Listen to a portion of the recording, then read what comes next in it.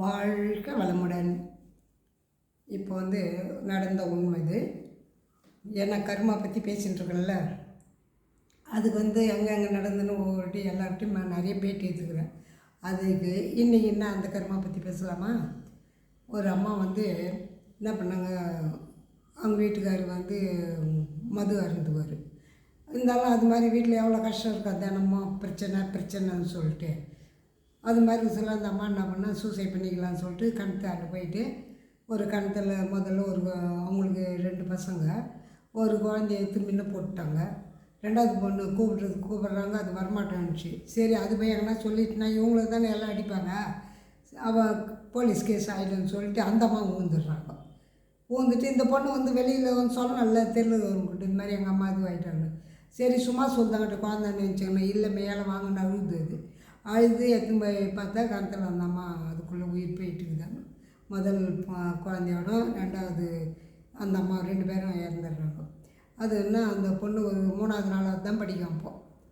அப்போது என்ன பண்ணோம், சாப்பாடு வேணும்ல, எல்லோரும் எத்தனை நாள் போடுவாங்க, ஒரு நாள் போடுவாங்க. அதை பற்றி கமெண்ட் அடிப்பாங்களே, இது பிறந்த நேரம் அம்மா ஆயிடுச்சு, இது ஆயிடுச்சு, இப்படி அப்படின்னு சொல்லிட்டு. அதெல்லாம் எதுவும் அப்போ தெரியாது அந்த பொண்ணுக்கு. என்ன பண்ணிச்சு, அது மாதிரி அது சொல்ல சாப்பாடு கொஞ்ச நாள் போடுறாங்க. அப்புறம் அவங்க அப்பாவே சரி உணர்ந்தார்ல, அம்மா பொண்டாட்டியும் இல்லை, இந்த குழந்தைய நம்ம தானே காப்பாற்றணும்னு சொல்லிட்டு மது இருந்தனா கூட அவங்களுக்குன்னு ஒரு சாப்பாட்டுக்கெல்லாம் வாங்கி வைப்பார். செஞ்சு அதில் ஏதோ ஒன்று செஞ்சு சாப்பிட்டு அது முனிசிபல் ஸ்கூலில் சேர்ந்து படித்து 10th பாஸ் பண்ணிடுச்சு.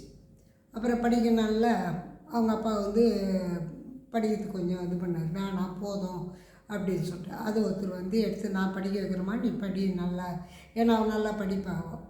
ஆனால் அந்த பொண்ணு அந்த 10th முடிக்கிறதுக்குள்ள ஒவ்வொருத்தரும் ஒவ்வொரு மாதிரி அந்த பொண்ணை பேசுனாங்க. யார் கூட பேசினா ஃப்ரெண்டாக தானே அது அதுவும் யாரும் இல்லை, அது யார் கூட தான் பேசும், யாராவது ஜென்ஸ் வந்தாலும் பேச தானே செய்யும். அதுவும் தியானத்தில் இருக்குது, அது தியான கிளாஸில் வாழ்க வளமுடன். அது என்ன பண்ணாங்க, எல்லாம் ஒவ்வொருத்தரும் ஒவ்வொரு கமெண்ட் வச்சுருந்தாங்க.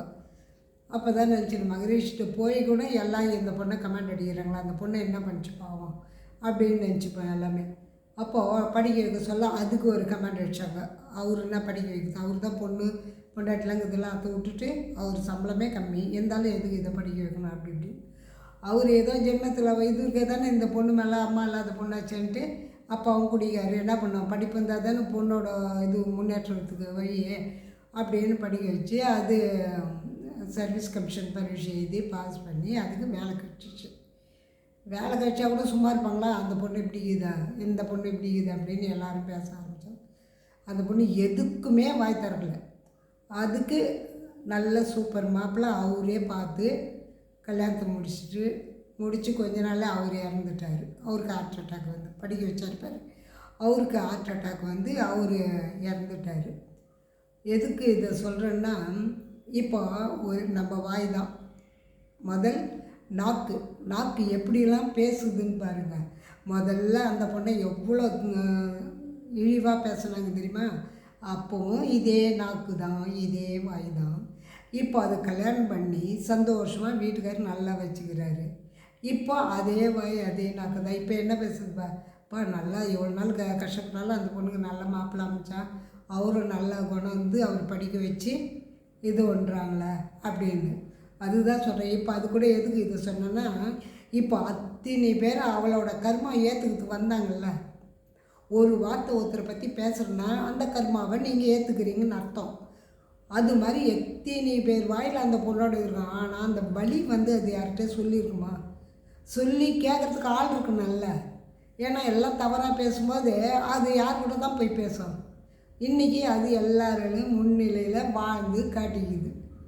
இப்போ அதுக்கு ஒரு பையனுங்கிறான், அவரும் நல்ல வேலையில் இருக்கிறாங்க பாரு. அவரு படிக்க வச்சவர் கல்யாணத்தை முடிச்சுட்டு இறக்கணும்னு அவருக்கு விதிக்குது.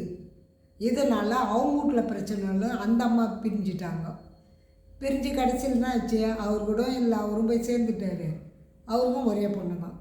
அதனால தானே அவர் தனக்கு ஒரு பொண்ணு இருந்தால் அந்த பொண்ணு அம்மா இல்லாத பொண்ணு வச்சேன்னு படிக்க வச்சதுக்கு இத்தனை பேர் பதிவை ஏற்றுக்குனாங்க. அதனால் நீங்கள் என்ன பண்ணுறீங்க, எதனா ஒரு இது ஒன்றா ஒருத்தர் உங்ககிட்ட சொல்லுங்க இவங்க இப்படி அப்படின்னா நீங்கள் தயவு செய்து எனக்கு அது தேவையில்லை, நீங்களே வச்சுங்க. அந்த வார்த்தைலாம் என்கிட்ட ஏன்னா அவங்கள பற்றி எனக்கு தெரியாது. அவங்க யாருன்னு கூட எனக்கு தெரியாது. அவங்கக்கிட்ட அவங்கள பற்றி எதுக்கு என்கிட்ட பேசுகிறீங்க? அப்போ நான் நல்லா இருக்கிறது பிடிக்கலையா? இப்போ எனக்கு அந்த பதிவு வந்து சேரல, நீ சொல்லிடுற சேராதுன்னு சொல்லிவிட்டு நீ போயிடுற. இது மாதிரி எத்தனை வீட்டு போய் சொல்லுவாங்க. அது மாதிரிலாம் சொல்லாதீங்க. ஒருத்தர் பேசும்போது எது தான் பேசினா வேணாங்க, இன்னொருத்தரை பற்றி நான் பேச உரிமை நமக்கு இல்லை அப்படின்னு சொல்லி வரவங்கிட்ட பேச விடாமல் பாருங்கள். உங்களுக்கு கர்மா ஆட்டோமேட்டிக்காக நல்லதே கொடுக்கும். இப்போ அது ஏற்றுக்கினா நீங்கள் 4 பேருக்கு சொல்ல அந்த கர்மா நீங்கள் தானே ஏற்றுக்கணும். அதெல்லாம் இல்லாமல் பார்த்துக்குங்க. இது மகரிஷி சொன்னது தான். நீங்கள் அனுபவத்தில் பாருங்கள். அதேமாதிரி உங்கள் கஷ்டத்தை யார்கிட்டையும் சொல்லாது. உங்களை போய் 4 பேர் கிண்டல் பண்ணுவாங்க. அதுக்கு தான் சொல்கிறது. வாழ்க வளமுடன். யாரை பற்றியும் பேச வேணாம். நீங்கள் உண்டு, வீடு உண்டு, பசங்க உண்டுன்னு இருங்க.